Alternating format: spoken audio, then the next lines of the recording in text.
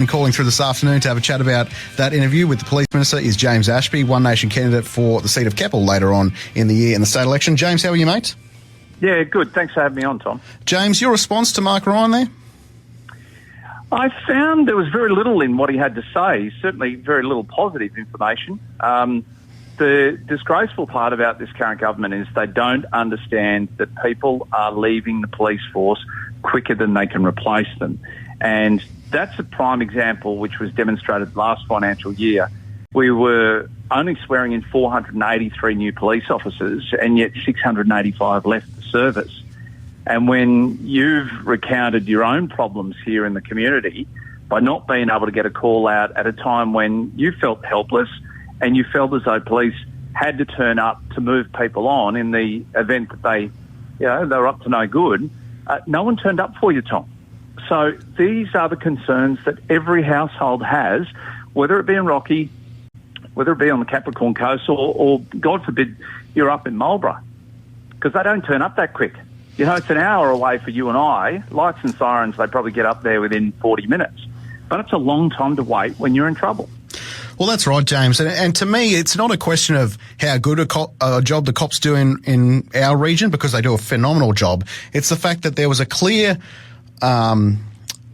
appearance of being under-resourced in our region, because, you know, and an announcement has just come out this afternoon by the Labor Party while they're in town for Cabinet in central Queensland, with Queensland Police Service. This is from Mark Ryan just now. Queensland Police Service announces extra police allocations for the Rockhampton area, an additional 26 police positions to be based in Rockhampton area between now and mid-next year. An additional 10 police vehicles to be based in Rockhampton area. But, James, that's positions. That's not actual people. Like, that would be like Woolworths saying there's 900 positions open at Woolworths Allenstown, but there's no 900 people coming there. Tom, I'm glad you read between the lines, because they're weasel words. You know, they're cheap stunts. You can make all the announcements you like, but if there's not the number of police to fill these vacancies, it's useless.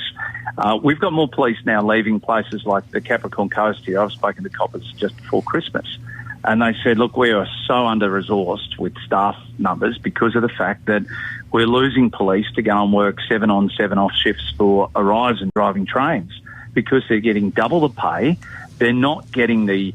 well, at that stage too, remember, Katarina Carroll has led a very, very inept leadership of the police force. Now that she's gone, there is a chance now for the new police commissioner to start developing better morale within the coppers. They've got to be paid better.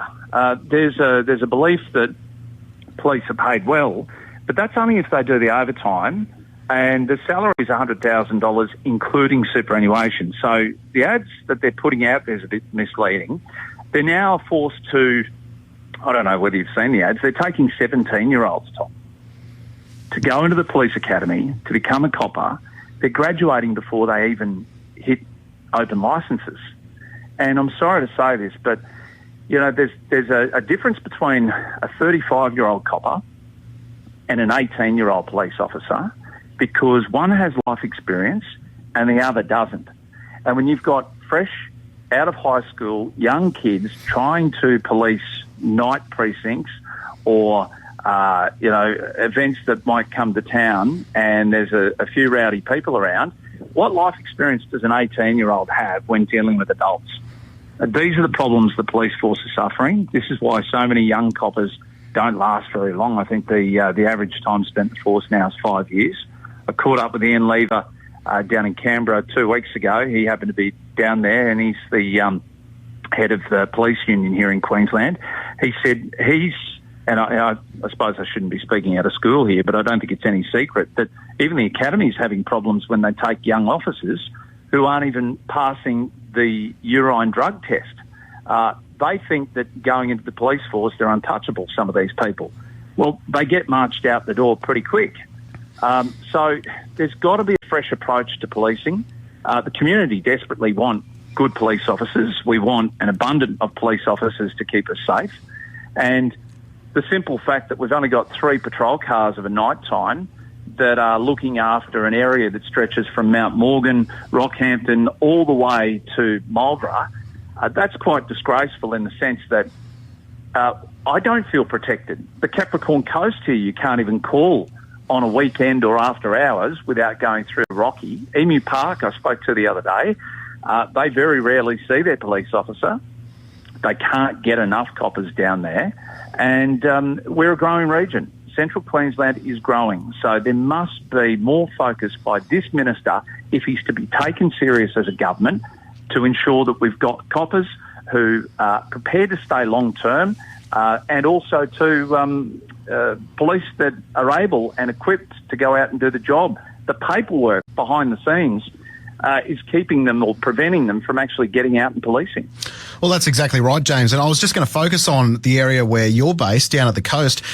How do you feel that Capricorn Coast area, which, let's be honest, is one of the biggest growth areas in all of Queensland over the past couple of years, is so reliant on Rockhampton for extra police? Once their one car goes to a job, Rockhampton has to send one of their cars down to the coast to be on patrol down here.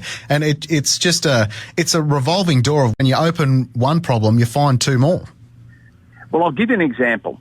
If we have a crash on the Bruce Highway and there are 3 police vehicles on duty for that night, you need one car at the southern end, one car at the northern end to block the traffic, and one car to go and do the investigation. That is all 3 vehicles that are on duty in Rockhampton taken up, gone.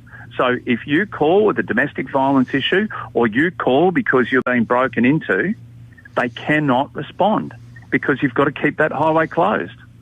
So these are the challenges that the public are facing, but more importantly, the police are facing, because they actually want to police. They want to do their job, but they're not being equipped to do it right. James Ashby, One Nation candidate for Keppel. Really appreciate the call, mate. Thanks very much. Thanks, Tom.